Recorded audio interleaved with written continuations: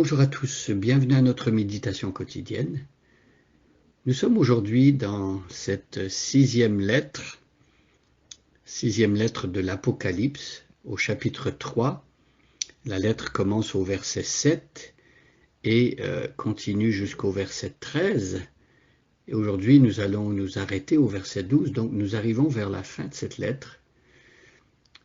L'église de Philadelphie est l'une des deux églises où Jésus n'a pas de reproche précis à faire à l'église. On se souvient que Smyrne n'avait pas non plus reçu de reproche de son maître. Eh bien ici, l'église de Philadelphie, Jésus n'a rien à reprocher. Il va encourager cette église qui vit des moments difficiles, qui est persécutée. On parle même d'une synagogue de Satan, donc la persécution venait d'un groupe juif dans la ville, ces gens qui prétendaient être le peuple de Dieu, et effectivement dans l'Ancienne Alliance, le peuple juif était le peuple de Dieu. Mais au fil du temps, ces juifs ont renié l'héritage d'Abraham et ils n'ont pas eu le cœur ni la foi d'Abraham. Et ainsi donc, Jésus-Christ est devenu le représentant du nouveau peuple de Dieu, et tous ceux qui sont attachés à lui forment désormais le nouveau peuple de Dieu. Et donc, on se souvient que dans la lettre, Jésus dit qu'il va même disposer le cœur de ceux qui sont hostiles à l'Église, donc ceux qui sont les membres de cette synagogue de Satan. Eh bien, ces personnes, certains d'entre eux vont venir se prosterner et reconnaître que Jésus aime son Église.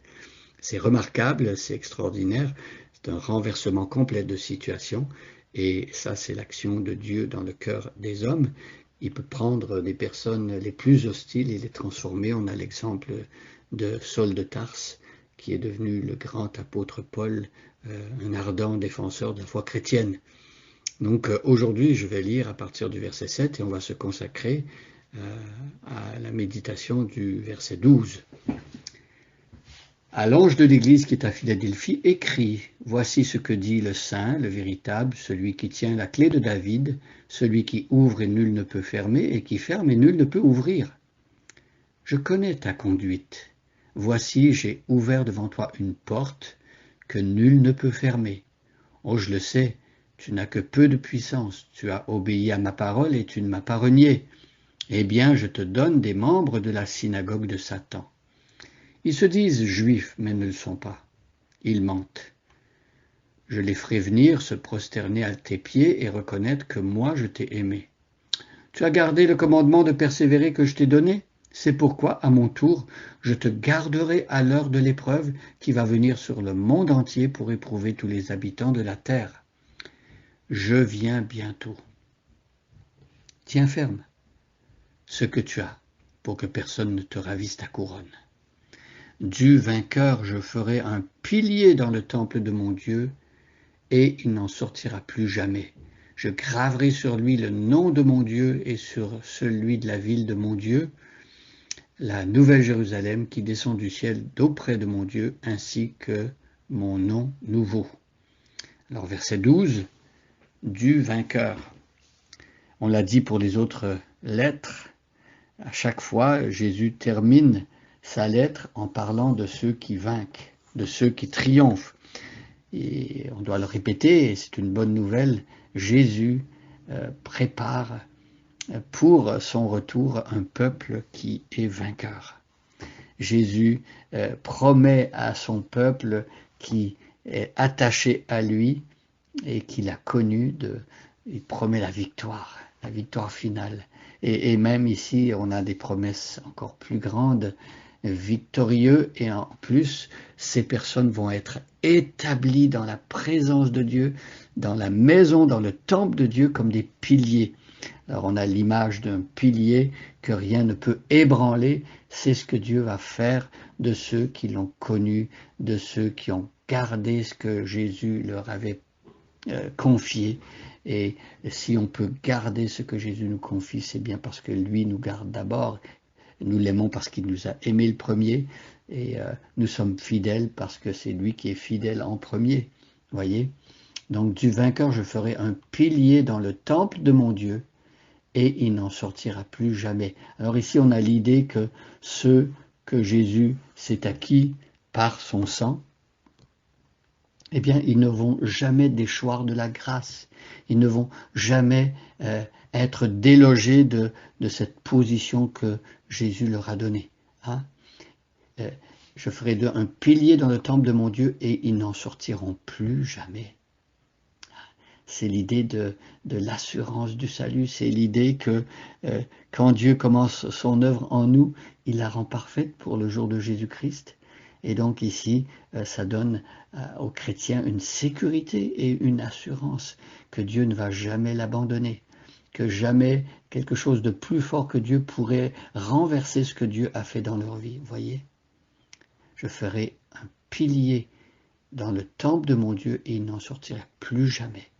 Alors ma prière, c'est que ce soit une vérité pour vous, que vous soyez une personne attachée à Jésus et que vous soyez des vainqueurs et que vous ayez l'assurance que vous ne sortirez plus jamais de la présence de Dieu, de la communion avec Dieu qui est promise ici dans ce texte. Et en plus, c'est écrit « Je graverai sur lui le nom de mon Dieu et celui de la ville de mon Dieu ». La Nouvelle Jérusalem. Alors ici, c'est beau parce qu'il y a comme une sorte d'imprimature, une sorte de tampon d'authenticité. Hein? C'est comme le sceau qu'on mettait, les rois mettaient un sceau sur une lettre ou sur un document et le sceau garantissait l'authenticité. Et voilà, on a cette idée que nous-mêmes, lorsque on appartient à Dieu, Dieu grave son nom sur notre personne, il grave même le nom de sa ville, la Nouvelle Jérusalem. Et donc pour marquer l'authenticité, pour marquer le fait que nous appartenons véritablement à Dieu. Dieu a mis son nom sur nous. Nous portons son nom, le nom chrétien veut dire petit Christ. Et donc, nous portons ce nom de Jésus-Christ, nous lui appartenons. Voilà pourquoi aussi, sur la terre, nous voulons vivre d'une manière qui plaît à ce Dieu et qui reflète notre appartenance. Voilà, ici, je graverai sur lui le nom de mon Dieu, celui de la ville de mon Dieu, la Nouvelle Jérusalem, qui descend du ciel d'auprès de mon Dieu, ainsi que mon nom nouveau. Alors ici, il faut comprendre que le chrétien, en fait, s'il vit, s'il est de cette génération où, quand Jésus vient, il est encore en vie et il croit en Jésus-Christ, et c'est écrit qu'il va monter à la rencontre du Seigneur dans les airs, mais il va se passer quelque chose. La Nouvelle Jérusalem va descendre et on va tous descendre et on va habiter avec Dieu comme Père et Jésus comme Seigneur dans cette Nouvelle Jérusalem. Une Jérusalem purifiée, glorifiée, où la justice habitera. Voilà la promesse du chrétien. Il va vivre dans un monde renouvelé où il n'y aura plus de larmes, plus de maladies, plus de péchés. Et dans cette ville, Jésus sera au centre, Dieu sera la lumière de cette ville et on va se prosterner devant Dieu, Père, Fils et Saint-Esprit pour le louer, l'adorer et chacun va pouvoir vivre d'une manière droite qui plaît à Dieu dans une sorte de paradis terrestre renouvelé et supérieur à ce que Adam et Ève ont pu connaître au départ. Donc c'est l'espérance que les chrétiens attendent et c'est ce vers quoi nous portons notre foi aussi. Soyons des chrétiens remplis d'espérance parce que le meilleur est devant nous lorsque nous appartenons à Dieu. Bonne journée à chacun et à chacune et soyez bénis.